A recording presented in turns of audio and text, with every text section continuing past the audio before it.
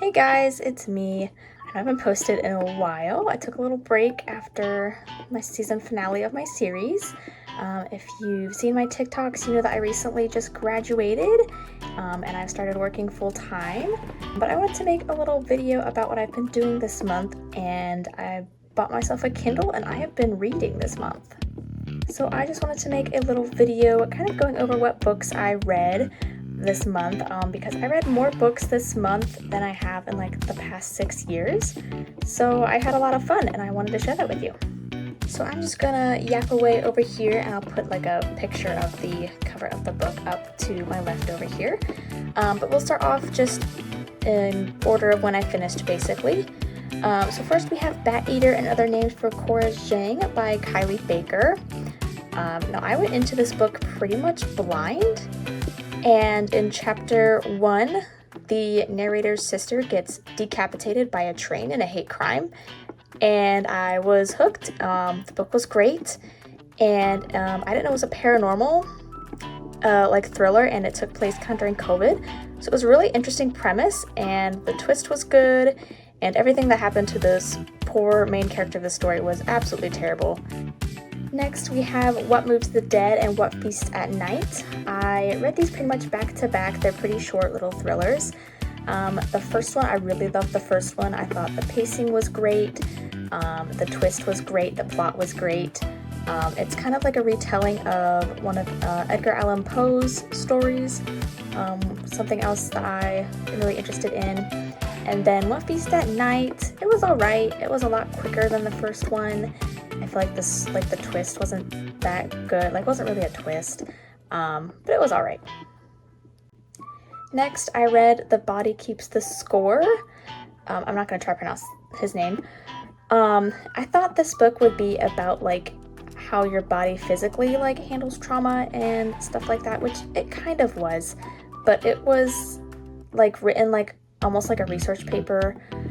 And it was really repetitive and slow and kind of boring. I only read like half of it, and I kind of skimmed the last half of it, but it was alright. Then I read The Gone World. This book deserves all the hype it gets. It was so good. The first chapter immediately kind of draws you in and you're like, what the heck is going on?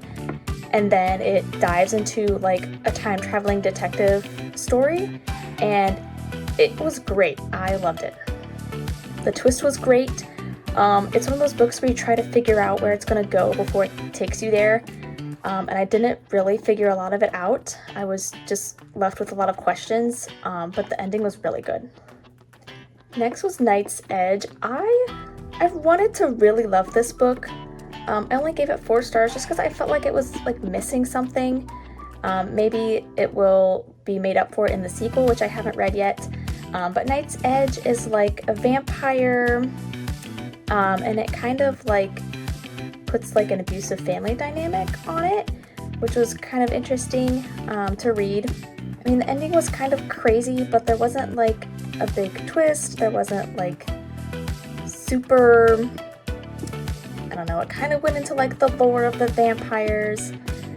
I don't know, I just felt like it could have been more.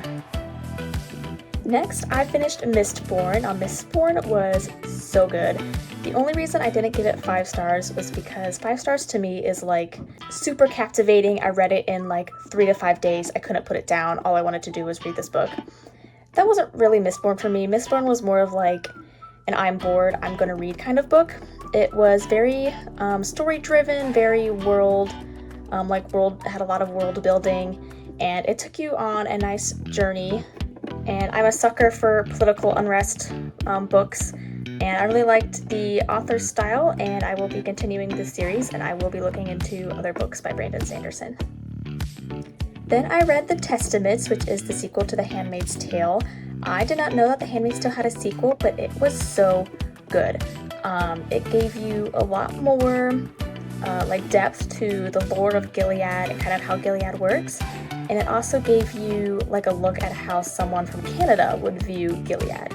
It was really interesting. It was in 3 different perspectives. So it was, part of the book was from a girl from Canada. One was from a girl who was born in Gilead.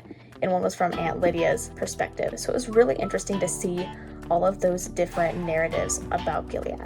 Then I reread The Finisher, which is another book that I read in my childhood that I did not know have sequels. I don't think it had sequels when I first read it. I think I read it when it first came out, and then I just got busy and never checked that sequels were going to be made. So I reread the first book, and I will be continuing that series. But it was kind of a dystopian fantasy. Even though it was a children's book, the author used a lot of like old English, like old British like slang, so it was really interesting to read. Lastly, this month I read House of Leaves. I wanted to like this book so much, but I was kind of disappointed with it. It was interesting in the beginning, but it was difficult to like take interest in the side plot that was going on. And after a while, it just got repetitive and kind of boring. I forget what the style is called, but it was written where like some words are vertical, some words are like scratched out. Anyway, the book tried to be interesting and different, just kind of wasn't. But anyway, that was everything I read this month. I spent about 80 hours either reading or listening to an audiobook. So I hope you enjoy. Let me know what else you'd like to see from me.